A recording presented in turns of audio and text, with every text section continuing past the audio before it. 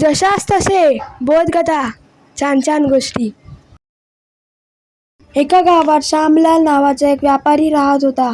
त्याला व्यापारात खूप नुकसान होत होते, म्हणून त्याने पैसे कमवण्यासाठी परदेशात जाण्याचा निर्णय घेतला. पण परदेशात जाण्यासाठी त्याच्याकडे पुरेसे पैसे नव्हते. त्याच्याकडे मौल्यवान असे काही नव्हते, फक्त एक लोखंडी तराजू होता. खूप विचार केल्यानंतर श्यामलालने तो तराजू सावकाराकडे तारण म्हणून ठेवण्याचा निर्णय घेतला. श्यामलाल सावकाराकडे गेला.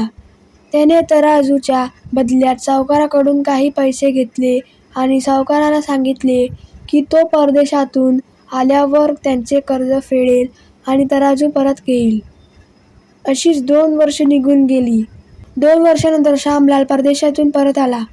तो लगेच सावकाराकडे गेला आणि त्याचे कर्ज फेडले आणि आपला तराजू परत मागितला.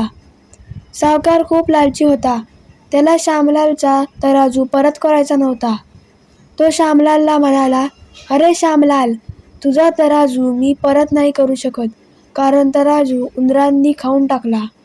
सावकाराचा वाईट हेतू श्यामलालला समजला. त्याने एक युक्ती केली. तो सावकाराला म्हणाला, "ठीक आहे, उंदरांनी खाल्ला तर हरकत नाही.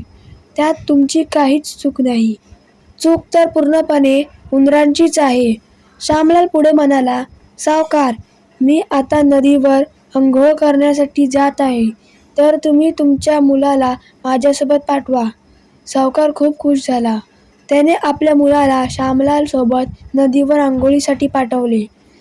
श्यामलालने मुलाला नदीपासून काही अंतरावर असलेल्या एका गुहेत नेले आणि मुलगा पळून जाऊ नये म्हणून गुहेच्या प्रवेशद्वाराजवळ एक मोठा दगड लावून ठेवला आणि तो सावकाराच्या घरी परतला.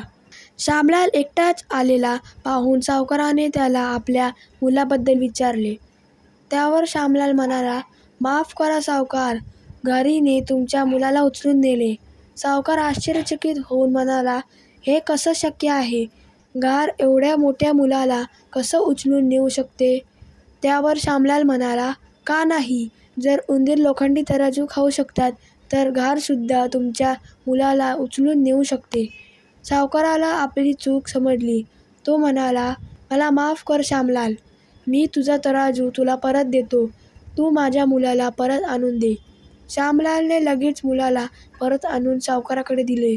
सावकारानेही श्यामलालला त्याचा तराजू परत केला. तात्पर्य: जो जसे करतो त्याला तसेच भोगावे लागते. तर फ्रेंड्स, तुम्हाला व्हिडिओ आवडला असेल तर या व्हिडिओला लाईक करा, शेअर करा आणि चॅनलला सबस्क्राईब करायला विसरू नका. Thank you friends and bye bye.